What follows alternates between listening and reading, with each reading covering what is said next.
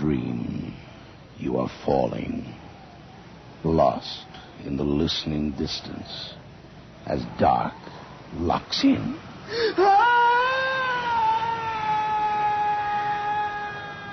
Nightfall.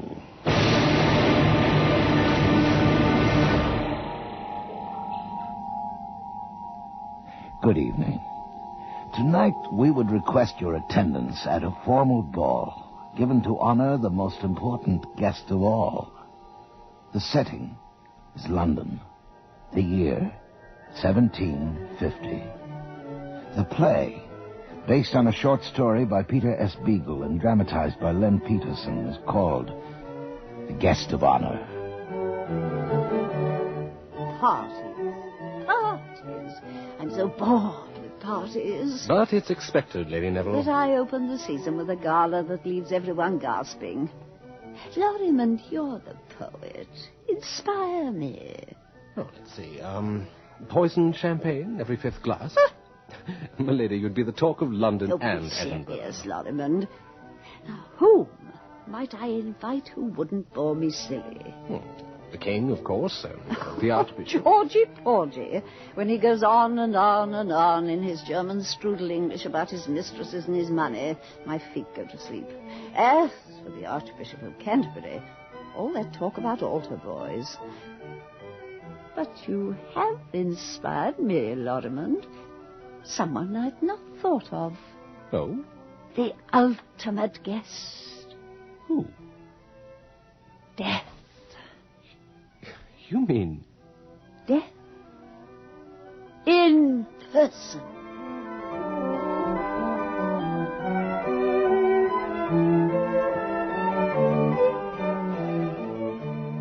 It would never have occurred to me.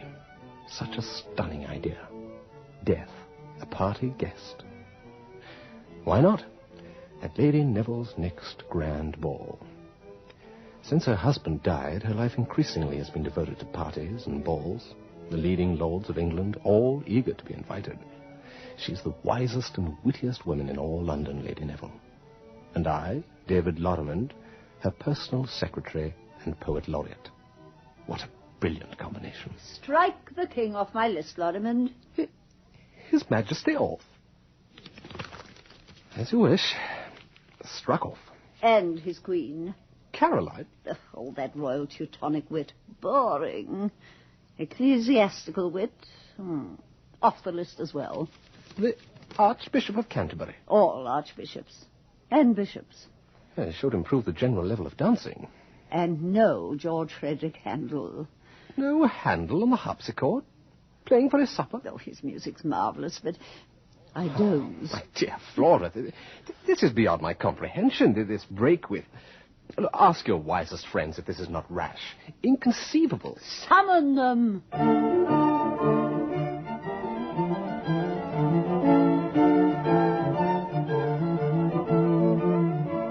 Thank you for coming, Colonel Compson, Lord and Lady Torrance, Condessa della Cantini. I am to break the news to you. News? For her grand ball to open the season, Lady Neville has struck off all eminences except you few. Even the king is off the list. But Flora loves court gossip. No more. But a ball without... And she has had Handel. Had Handel? Had Handel. More and more, my dear friends, I find my parties entertaining everyone but me. But Flora, darling, the secret of your long life... Not finding anything dull. Oh, now everything is intolerable. Going to parties to be bored. Especially my own. So you intend... To my next ball, I shall invite the one guest not even I shall find boring. Lady Neville, do tell. The guest of honor shall be Death himself. Charming. Death? Lady Neville, you are jesting. Death will come when ready. Why hurry him? Oh, Colonel Compson, if Death has plans to take any one of us on the night of my party, he will come, whether invited or not. And if he has no such plans? Then I think it will be diverting to have Death among us.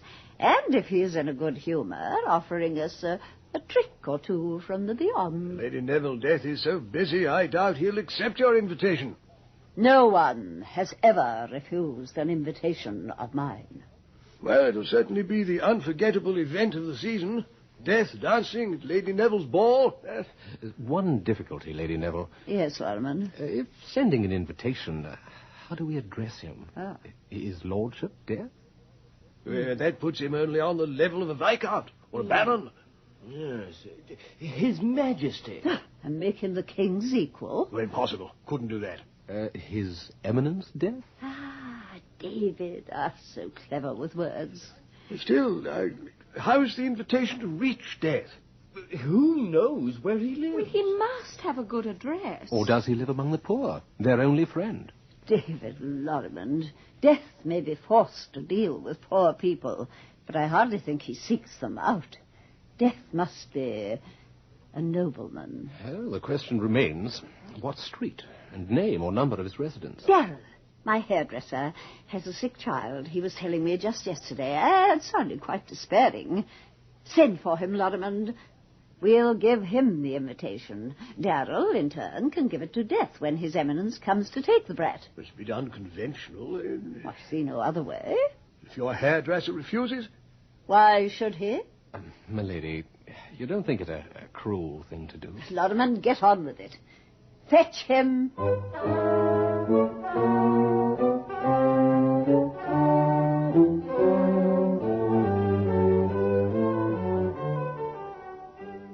No fuss. Darrell, the hairdresser, comes as bidden. Sir, Lady Neville's wanting me? Yes.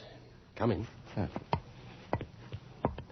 But, I'm not to do her hair? No, Hair of a guest, then? not a guest. I don't do servants' hair. These scissors and pins never touch but ladies' tresses. She had to test me, sir, scheming to give me a scullery maid to dolly up, and when I does, out I goes. No, Darrell, no. Something missing. A valuable. I wouldn't touch a valuable. Ah, Lorimer, you tracked him down. Darrell, how is your son? Billy? Poorly, ma'am. Ah, well, when Death comes for him, will you please give him this invitation? Death, Lady Neville? Well, you are expecting him, aren't you? At home? Yes, ma'am. Well, why the surprised look? Take the invitation, give it to him. And it's RSVP, mind you get a reply. This is all, ma'am? Yes, all. But highly important to me. I'll, see to it, ma'am. Lorimer, I was right, as usual.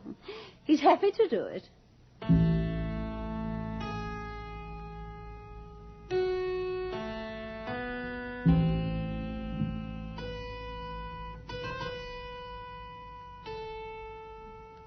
Darrell, the hairdresser, back. After only 2 days, with a small white envelope. Adam, Death gave me this. Oh, nice of you, Darrell. Thank you. Ah. Plain, tasteful calling card. Where are my glasses? Oh, you read it, Lorimer. Death will be pleased to attend Lady Neville's ball. Marvelous. Darrell, what's he like? Like Yes. What is Death like? Death? Lorimer, call Colonel Compson from the sunroom. He must see my little triumph. Yes, Lady Neville. Now, Darrell, tell me about his manner, his looks, his dress. Death. Well, it's hard to... Oh, why, you are being tedious, Darrell. Ah, Colonel, see what I have. This communication from guess who? Yes, I am surprised. And not surprised. What could Lady Neville not demand and get? terse, isn't it? Indeed. But a plain card. No crest, no embossing. I find that peculiar. Not as peculiar as the writing. Almost a delicate hand. Refined? Cultivated? Well, there was nothing delicate about the death I saw on the battlefield. Slashing right and left. Black armored. Stride a black horse. Darrow, how could you be sure it was death? What did Death say? Are you trying to make fools of us? My little son. Lorimer, call the footman. But, my lady... Take this insolent fellow, give him a sound whipping, and throw him out into the street. Lady Neville, the poor man lost his son not an hour ago. And he must learn that I am not to be trifled with.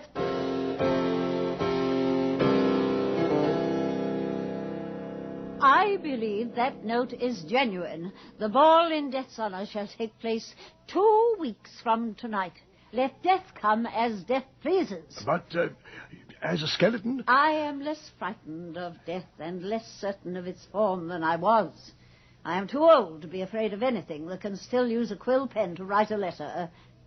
Colonel Compson, David Lorimer, spread the word to my many friends and urge them to speak to their servants so that all of London may be informed.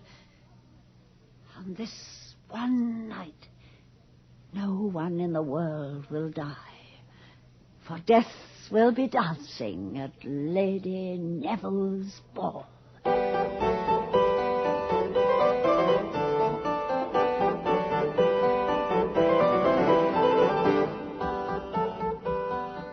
Lady Neville's Evening of Evenings. Everyone arrives early. Handsome carriages, fine horses, spilling up the great driveway to the Neville mansion. Like a grand funeral procession. Appropriate. Or not. What is fitting when one's honored guest is Death himself?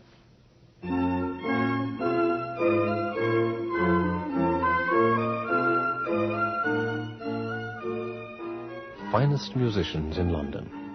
But for all their lovely notes, not a single couple steps onto the dance floor. No young lord begs the honor of the first dance with Lady Neville. Everyone clusters against the walls, in corners. Why have they come to my party if they're afraid? I will die sooner than anyone here, but I'm not afraid. Entertaining death excites me. Excites or frightens you? Your scarf is twisted in knots and you cannot sit down without rising again.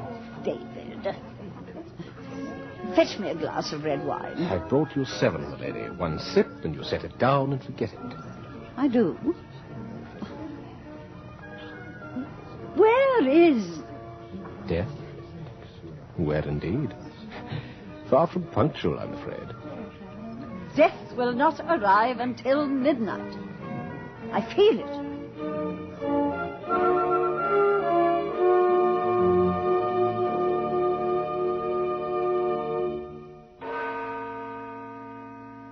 Striking midnight. What form will death take? Or what disguise? Don't distress yourself. Death will have my face. It has not come. There, my darling. I told you nothing to be afraid of. The whole thing's a joke. Death will not be invited again. What a laugh. Lorimer, I am ruined. I wanted to give a ball so grand that those not invited would be publicly shamed. But how could I want to shame even their majesties? This humiliation is my reward. No. I am ruined, and I deserve it. For my spite. Don't think that. David, get everyone dancing. Signal the orchestra. Yes. Play! Music will drown out all this mockery. Dance with me, David Lorrimer. You will not have another chance. I shall never again give a party. I am honored, Lady Neville, to have been invited to this, your last ball. Let them laugh. I did not fear death when they were all trembling. Why should I fear their laughter now?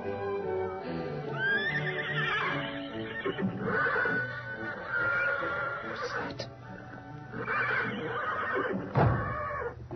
And this cool chill suddenly through the house. Am I late? Oh, I am so sorry.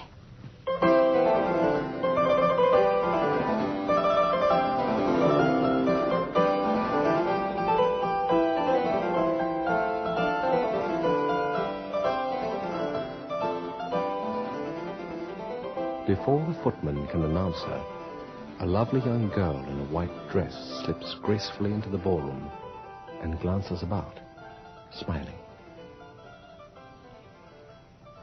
Can that be she? I must go and greet her. Lady Neville, be careful. Take care. How incredibly youthful, attractive, vibrant she is.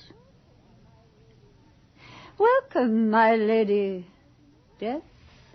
You are Lady Neville. Thank you for inviting me. You honor us. I must apologize, but I'd a long way to come, and my horse is tired. Lady Death, I'll have one of the grooms feed your horses and rub them down. Oh, no. Don't anyone go near my steeds. They're not real horses, and they're very fierce. And you, milady? Real enough to accept this glass of wine? Thank you. Everyone, upon getting to know me well, finds me very real. I do not doubt it, dear Lady Death. Beautiful house you have. I wish I lived here. I shall one day. You what? Oh, I'm sorry, Lady Neville. I'm cruel without wishing to be. I'm not used to this kind of hospitality. And I do stupid things. Please forgive me. You have said nothing untoward. While you are my guest, my house is yours.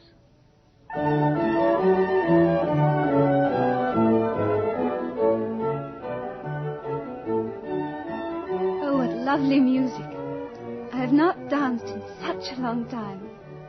I fear I've forgotten. She is surprisingly shy. What is wrong with all my young lords? Why is no one stepping forward to dance with her?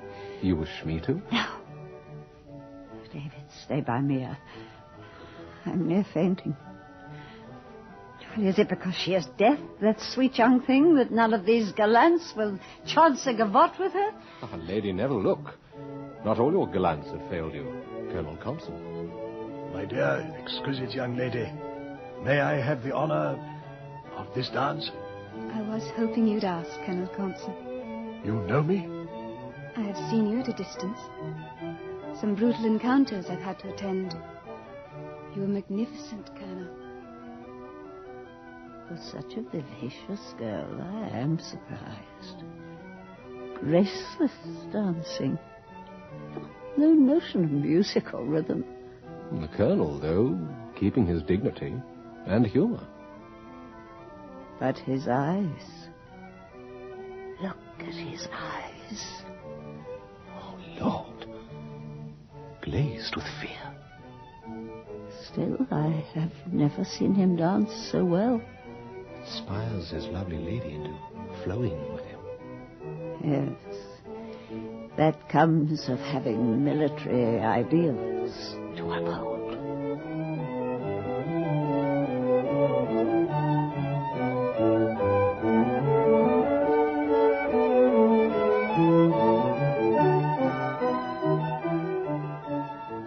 Little by little, other couples overcome their fear and slip hurriedly onto the floor when death has her back to them.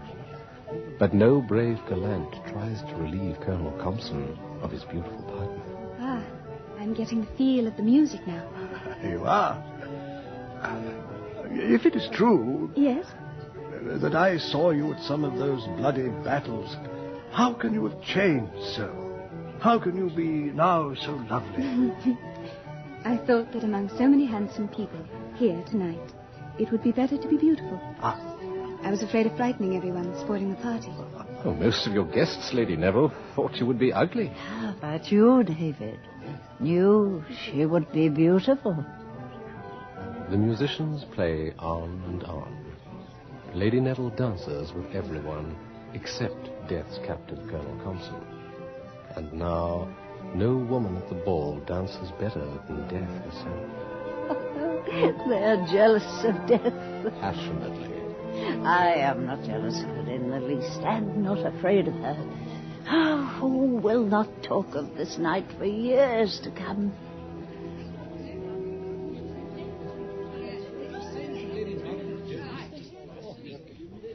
Oh. What has happened? Well, poor musicians cannot play forever. Exhausted.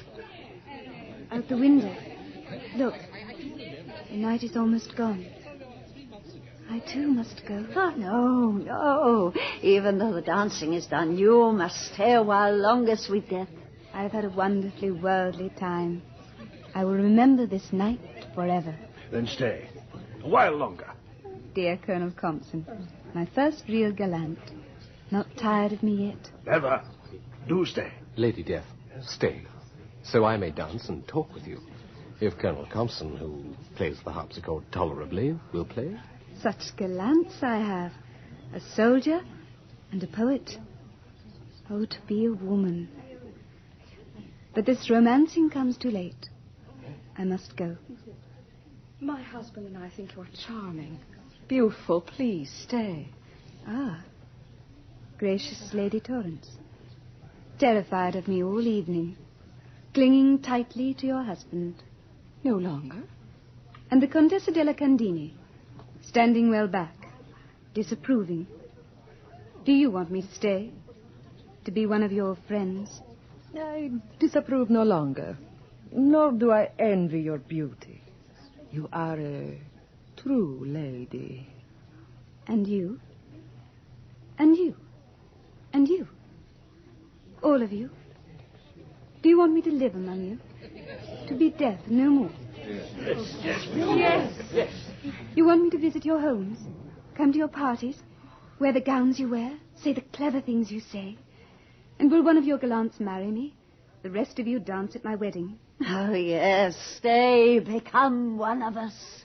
Be certain. Be sure, all of you. If one of you says, no, go away, then I must leave and never return. Do all of you want me? Yes.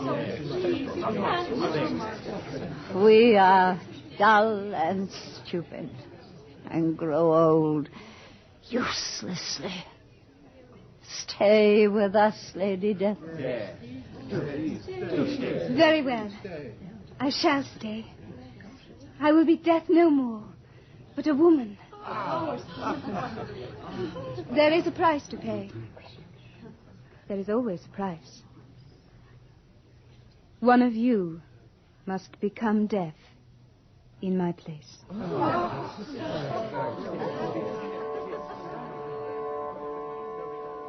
There must forever be death in the world. Will anyone choose, any of you, willingly, to be death in my place, so that I might be a woman? No one will offer?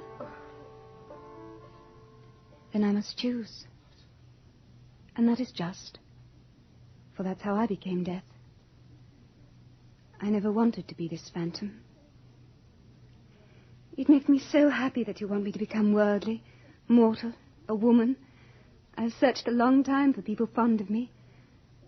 Now I've only to choose someone to replace me, and it is done. The Contessa della Candini. Me? No. Death's vocation is beyond you. And not Colonel Compson of His Majesty's Household Cavalry. Too kind to become Death.